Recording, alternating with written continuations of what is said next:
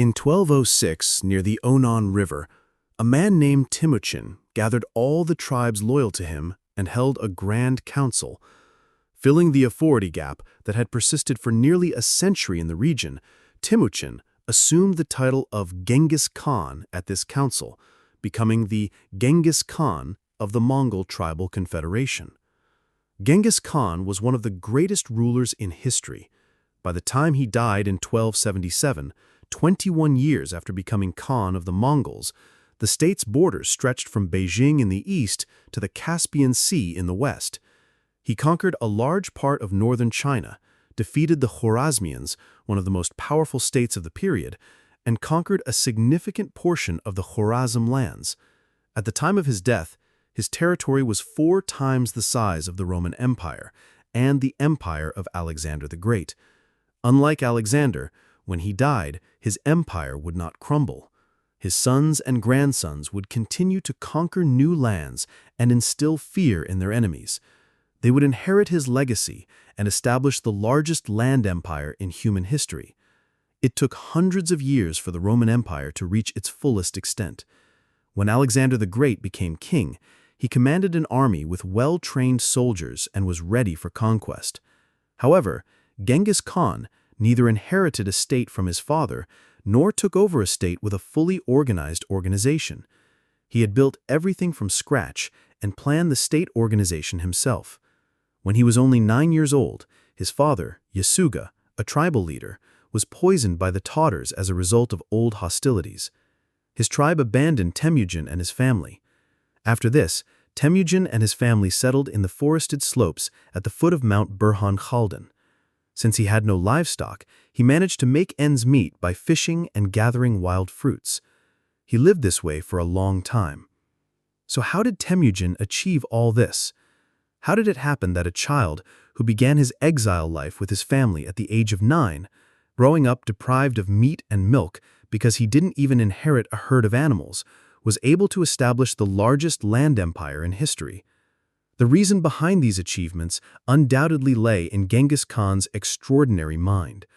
So what events shaped this mind? To see this, we need to go back to Genghis Khan's childhood. Around 1162, a child was born near his river. This child was the son of a Mongol tribal leader named Yes-Yu. When he was born, the shamans who examined the baby saw that Temujin was born with a blood clot shaped like an ankle bone in his right palm. This was interpreted as a sign that these babies would shed a lot of blood. Upon returning from his campaign against the Tatars, he received news of this birth and captured one of his tribesmen named Temujin. He had taken this captive, and upon birth he named his son Timucin, meaning solid, like hard iron. Timucin spent his childhood racing horses and hunting with his brothers. However, he had problems with Yasuge's older brother Bektar, who had a child from a different wife.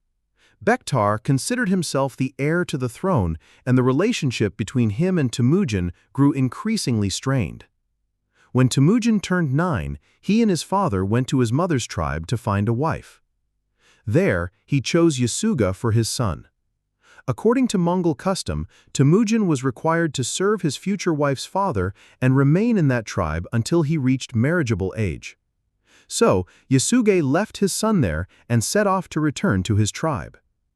However, on the way, he encountered a group of Tatars and was poisoned by them, leaving him half-conscious. He managed to return to his tribe. He wanted to see his son Temujin before he died, but Temujin died before he could arrive. After his father's death, Timucin and his family initially wanted to join the tribes of their relatives, but the Tyruks refused to take Temujin and his family with them. Nor did their uncles. They refused to help Temujin and his family. After a while, members of their own tribe began to migrate, not wanting to remain under the control of Timucin's mother. The years were beginning to be difficult for Timucin and his family. He could not claim any of his tribe's herds.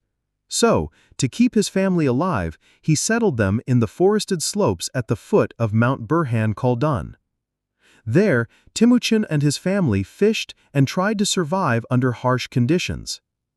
In the past few days, Timucin's older brother, Bek, refused to share the fish he caught with his family. Enraged by this situation, Timucin killed his brother. He was only 13 years old when he committed this murder. He had ended his rivalry with his brother by killing him. He had been betrayed and despised repeatedly since he was a child. He no longer hesitated to kill anyone who challenged his authority, even if it was his brother. He believed he should show no mercy to anyone in his pursuit of power. However, the choices he made were pushing him into a more difficult life. Temujin's mother was furious with Temujin for killing her brother at a time when they should have been united, and she kicked him out. Staying elsewhere in the forest for a while, Temujin tried to make his family known by hiding some of the animals he hunted in places where his brothers and mother would find them. Seeing this, his mother forgave him. While Temujin and his family continued to make a living from the sheep they stole and bought, Temujin became friends with a boy of his own age, Jamuka, from the Jajarad tribe. Jamuka and Temujin cemented their friendship as blood brothers, and this friendship would later become a bond between them, would change his destiny. Yes, Temujin and his family had been living out of sight for a long time. During this time, the Tajicet and Tatars thought he was dead. Perhaps they were right. It wasn't easy for this family to survive in the harsh conditions of the mountains, forests, and steppes. However, life was full of miracles. Some time ago, members of his tribe had received news that he was alive. They believed that Temujin might want to avenge his father's death when he grew up. To prevent this from happening, Temujin had to be eliminated. They immediately organized an attack and captured Temujin. They put a wooden collar around his neck and paraded him before their tribe, humiliating him. Living this way for a while, Temujin lived as a captive.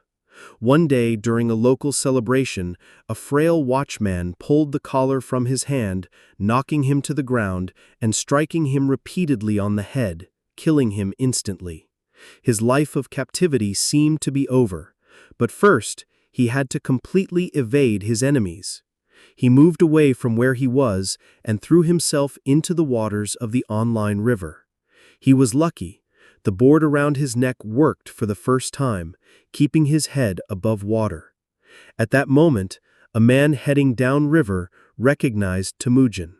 This man was Shohan Shira, a former soldier of the Yesule tribe. Temujin was searching for something. Since the guards were heading this way, Shira advised them to recheck the places they were searching. Thus, Temujin saved Temujin. Despite all the risks, Shohan Shira and his family hid him. After drying his clothes and feeding him, they gave him a name and sent him off to find his family. Temujin would never forget this kindness. When he became a Hani, he would reward Shohan Shira and his children. He would even give one of his sons the rank of general. Years passed, and Temujin grew into a man from the Tyruks. After escaping and returning to his family, he formed his own small tribe from the people living nearby, organized raids on the Tatars, and thus became famous. Now all he had to do was find a woman who could continue his lineage and marry her. Temujin's search didn't last long. He went to the tribe his father had told him about before his death and married her. Temujin's mother belonged to the Merkit tribe. His father, Yisuge, had been a member of the Temujin tribe. During the time of Temujin, Temujin's mother, Holani, was about to marry another man. The Merkits had kidnapped her and married her. They hadn't forgotten this. They had waited for the right time to take revenge. Shortly after Temujin married Bertha, the Merkits raided her tribe. He managed to escape this attack. However, the same wasn't true for the Markits. They took the young woman captive. Temujin was very angry at this and attacked his father's old friend, the leader of the Karahets. He asked for help from Tugrul Khan. Remembering the help Yasuge had given him during his time, Tugrul Khan promised to help Temujin. He also advised him to go to the Jungar tribe's chief, Kamuka, and seek his support. Following this advice, and gaining the support of his blood brother, Temujin began preparations for the campaign. In the ensuing battle, Tughril Khan's powerful coalition, consisting of Kamuka and Temujin, emerged victorious against the Markets. Temujin's wife, a young woman, was able to rescue a young woman from captivity. However, there was a problem with her kidney. After her rescue, she gave birth to a son, and the father of this child was questionable. Temujin named him Kuji, meaning guest. He accepted him as his son and did not separate him from his other children. Later, Temujin had 3 more sons, Chagatai, Urgadai, and Tugruli. At a congress held in 1389, Temujin was given the title of Han. During this period, the Tatars were plundering the borders of the Jin kingdom in China, spreading terror everywhere. In response to this situation, the dynasty asked for help from Tughril Khan and Temujin. Wanting to take revenge on the Tatars, the murderers of his father, Temujin did not refuse this offer of help, and together with Tughril Khan, organized an expedition against the Tatars. He killed the Tatars' tribal chiefs and plundered their lands. However, things did not develop as Temujin expected. The Chinese ruler attributed all the success to Tughril Khan and rewarded him with the title of Wan, meaning king. Temujin was growing stronger day by day, and his victories against the Tatars caused jealousy among other tribes. Chief among these was Temujin's blood brother, Jamuka. The Tatars formed an alliance with the Markets, Naimans, Oilets, and Tahirs. Jamuka, meaning universal leader, he took the title of Gur-Han. According to him, he, not Temujin, deserved to be the Khan of all the Mongols. It was during this period that Jamuka's brother attempted to steal Temujin's flocks and was killed by Temujin's son, Kuji. Citing this as a reason, Kamuka set out on a campaign against Temujin. As a result of the tactics he employed, he felled Temujin far away and left him amidst a heavy rain of arrows. During this time, a poisoned arrow struck Temujin. While changing his horse, another poisoned arrow hit his neck. His loyal assistant, Chelme Hanum, sucked the poison from his neck and cleaned his wound.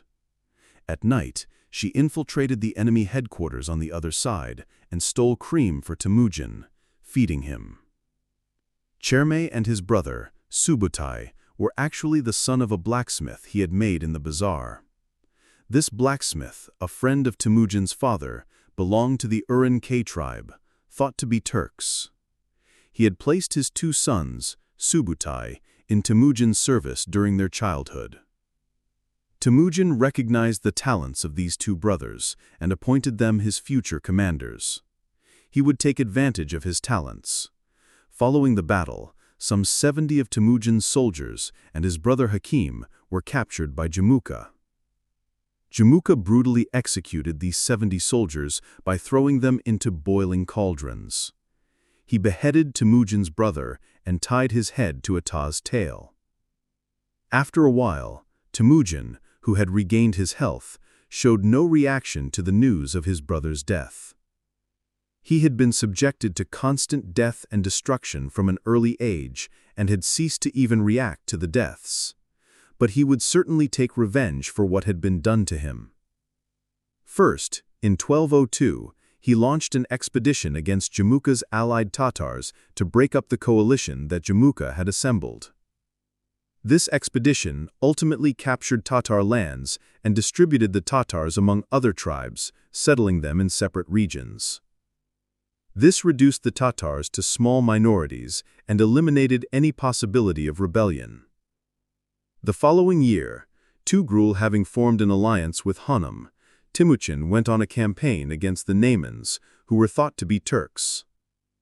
He killed the Naimans' ruler, Amir Khan, and seized their lands. This time, Tughril Khan's son, Sangu, was rescued by Temujin's soldiers just as his enemy was about to be captured. Tughril Khan placed his son under Temujin's protection. Not only that, Temujin asked for Tughril Khan's daughter from his eldest son, Juche, and promised to give Tugrul's son, Sangu, a daughter from his own lineage, thus strengthening the bond between them. However, Sangun, who considered himself superior to Temujin, rejected this offer. Temujin, however, did not welcome this situation. Furthermore, Sung's father, Tugrul Khan, met with him and began to persuade him to eliminate Temujin. The plan was actually quite simple. Jamuka and Temujin were at war, and they could form an alliance with him and defeat Temujin. Thus, a fragile alliance was formed between Tugrul Khan and Jamuka. Because Tugrul Khan was old, he gave command of the army to the younger Jamuka. This army, commanded by Jamuka, confronted Temujin's army in the spring of 1203. Temujin had received advance notice of Tugrul Khan's coming with his army, through spies, and had the opportunity to prepare for battle. Temujin was the victor of this battle, which took place near the Altai Mountains. Tugrul Khan, who fled the battlefield, was killed by a guard post that did not believe he was the Khan of the Karakat. Ogusan was still alive. However, he too would be betrayed by his brother. Hoping for a reward, Sayas went to Temujin and told him where Sangu was. He couldn't find what he expected. Temujin ordered the execution of the woman he had betrayed. In his book, the punishment for betrayal was always death. Jamuka was betrayed by his friends and handed over to Temujin. Jamuka's friends, just like Sayas, were expecting to be rewarded. But Temujin had no forgiveness for betrayal. So he had them all executed, along with their women and children. His blood brother, Jamuka, offered to befriend him again and to be by his side. But Jamuka knew that nothing would ever be the same. He had been betrayed and had lost the war. Therefore, he rejected Temujin's offer and requested that he be killed without bloodshed as befitted a nobleman. Temujin agreed, and to avoid bloodshed, he had his neck bones broken. At the end of everything, only one question remained in Temujin's mind. Who shot me? Who came so close to killing me? He launched an investigation into the matter, asking who had shot him and who had wounded him in the battle where he had been defeated by Jamuka. Soon a young man named Jilko confessed that he had shot the arrow that had shot him. Temujin could have executed Jilkoyu.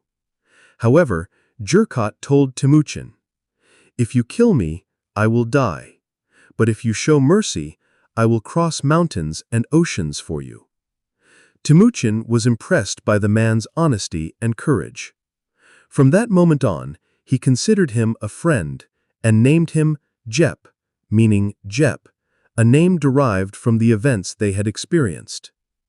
In fact, Temujin had learned the importance of making friends at an early age. Even if someone tried to kill him, if he trusted his abilities and loyalty, he chose to turn them from enemies to friends. He always pleased his friends with positions and gifts. Like Subutai, his conquests rivaled those of his commanders, who had achieved great conquests. He had managed to keep his commanders loyal to him. Individuals in his army rose based on their talents, not their nobility. They were constantly promoted in return for their success. Temujin's ability to recognize talents in people and win friends was one of the cornerstones of his success. By the year 1206, all the Turkic and Mongol tribes of the Mongol steppes had united under Temujin's Tug. This year, Temujin convened a great Kurultai and adopted the title of Genghis Khan, better known as Genghis Khan.